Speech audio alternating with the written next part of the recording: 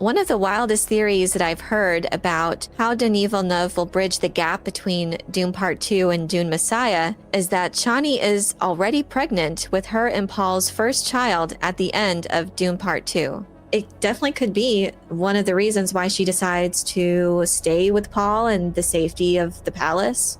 I think they should have shown the scene where Paul shares a bit of the visions he's plagued with. And from that, she does understand more of what he's wrestling with. She knows she can't fully understand it in the story of Messiah, but she does have that understanding to some degree of what he's wrestling with. And maybe that's one of the reasons why their relationship does get reestablished, that Paul shares with her what he sees and assures her that there was no other way, that there were much worse options, and none of them were pretty, none of them were happy. And even moving forward, he's trying to do his best and to pick the timeline that will lead to the least amount of suffering for his loved ones, like Chani. So I hope that they establish that. I know that that was important for Denis, was the love story, but really in Dune Messiah, that's what we need to see shine through for both of them. It's just going to be odd because we know that there's going to be a time jump, and the storyline of Messiah is her attempting to get pregnant. I think it would just be a little bit complicated if she's already starting out pregnant at the end of Dune Part 2. Another challenge of how they're going to handle this in a way that's organic and feels natural to the characters, as faithful as they can be to their characters' journeys in the source material. Since they've already gained control of Arrakis, the Emperor's already come, I'm not sure how they would then handle the loss of their first son now.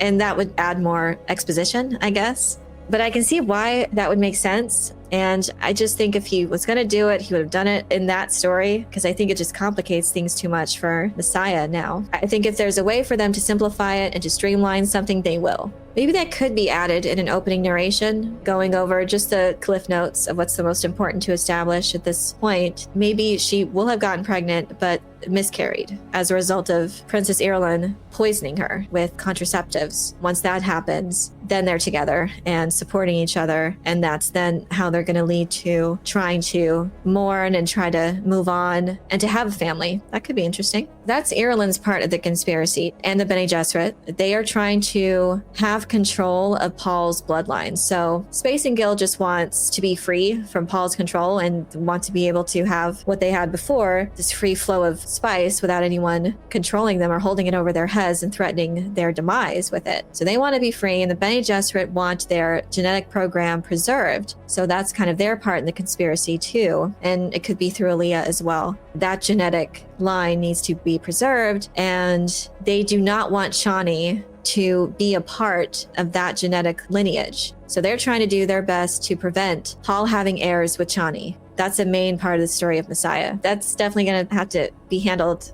delicately in a way that feels organic to all the characters. But maybe if they're going to stay true to having that loss of their first child, and maybe Irulan will have a hand in that. Maybe through some sort of tampering, she will miscarry that first child and then try again. How that would work, I guess, if she is pregnant at the end of Dune Part 2, because we know that they are together, they have been together, and then they could allude to the fact that Irulan was immediately at work, and as a result of her poisoning Chani, they lost their child. But to be pregnant as the catalyst for her being with Paul and the tragedy of what happened to their firstborn, them coming together and him sharing with her what he sees of their future. Of course, they're not going to tell each other everything, because he wants to shield her from certain tragedies and just to live in the moment, because that's what Chani is ultimately there for. She's Paul's anchor, for him to live in the now and enjoy that, even for how briefly he gets to. But it definitely is a lot of work, a lot of intricate character work. And at the end of the day, I just hope that the core traits and the core elements of their relationship with Paul and Chani shines through in the film.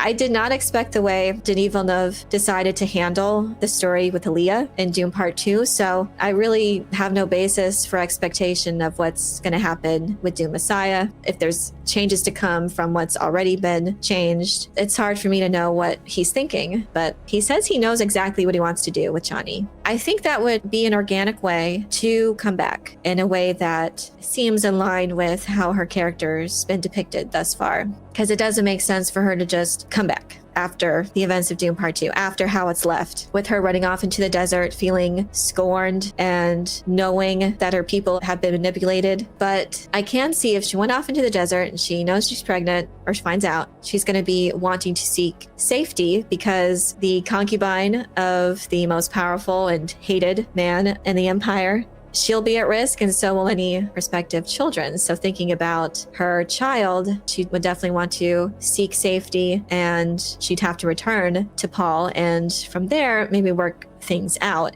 If they do decide to depict the tragedy of the loss of their first son, then again, that could only further reignite their efforts to bear children and also heighten Irulan's and the Bene Gesserit's efforts to stop that. I will say it is fun to theorize over this. What could he do with this that would make sense? It has to be something that aligns with how you've chosen to portray this character. Even though I don't agree with this choice that you've made for the film's sake and for the preservation of Dune Messiah's story, it has to feel organic to this character. You can't just all of a sudden show them together and try to make something from Messiah's source material. I think for the film's sake, to try to evolve the story, I guess, in a way that can connect well into the story of Messiah. And I think there's ways to do that. That makes sense to me as a reason why she would return when she's not thinking about Paul, but she is motivated by the protection of her child. I can definitely see that for this character. So from there, they have already established it with what Paul said. She's going to come around, but we don't know the circumstances of it.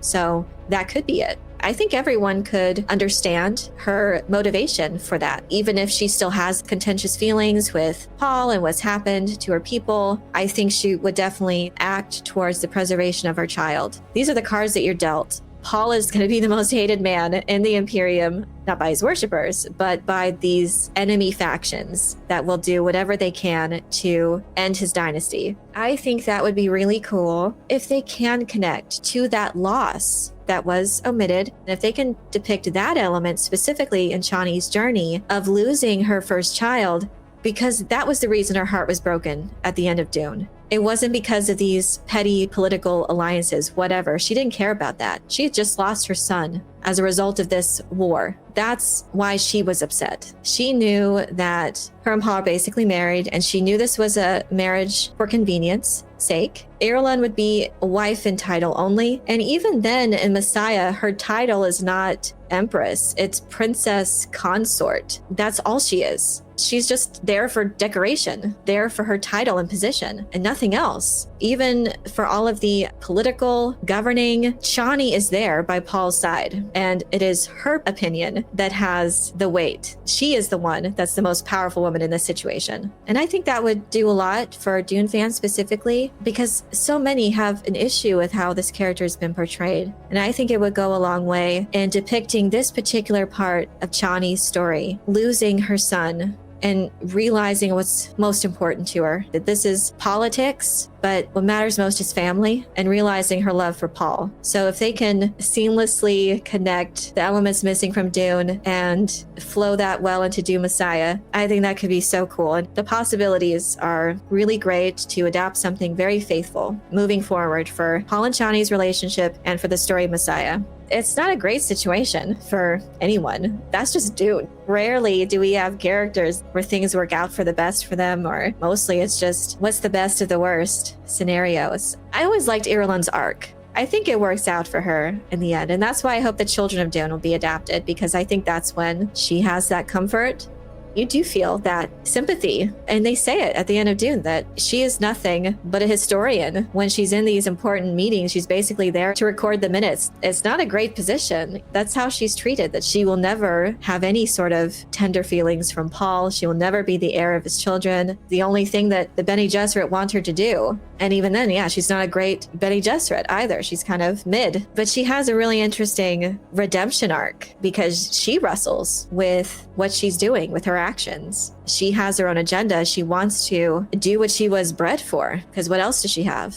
And I think it's interesting that how the story continues with her character specifically, and what happens at the end of Messiah, how she grows and finds peace and fulfillment. The idea of her being manipulated too is part of her character. And Reverend Mother Mohayim is there. Their interchanges with Irulan and Mohayim will definitely have a different tone that we've seen. I really hope they lean into that, of how much she's going to be manipulated by Mohayim and what she wants her to do. And Irulan was fine to a degree with preventing pregnancy, but it kind of started to go too far, even for her. So that's why I hope that they still continue after Dune Messiah, because there is a lot more to these characters. Part of me thinks that you could have a turning point in the movie where Lady Jessica's speech to Chani that was supposed to happen at the end of part 2 happens there. And that's something that I have hoped that they could do well for Dune Messiah, in kind of making up for what they omitted in Dune Part 2, carry those parts over, especially in regards to Lady Jessica and Aaliyah.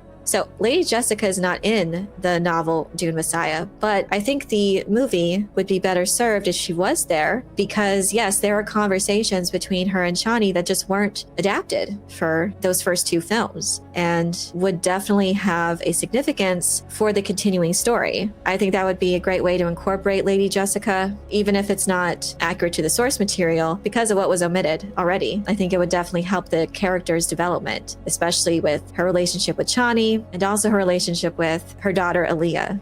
There's so much there that was taken out in regards to Aaliyah's story that is definitely significant for her character's journey in Dune Messiah. So that's a big challenge. Even though it's a small book, you don't have this huge span of time for Messiah. I do feel that there will be a need to reestablish certain elements from Dune that weren't featured there, to bring those in for Dune Messiah and do a nice kind of marriage to make up for what was pushed aside or diminished or omitted altogether. I think that would really help this film. And I think people do suspect already that we are going to have this time jump, yes, but as far as increasing the pace and the action, then maybe we'll see portions of the jihad play out. So that's something that it's talked about, but will be actually showcased. So there's a lot of elements that will need to be juggled in order to ultimately live up to the spirit of the characters and where it will lead ultimately. The wives' speech must be made. That would be awesome if it was in there. I think it'd have to be in there pretty early, because there's just so much you have to do. I think she's going to have to get to that place. Paul did say she's going to come around. I've seen it.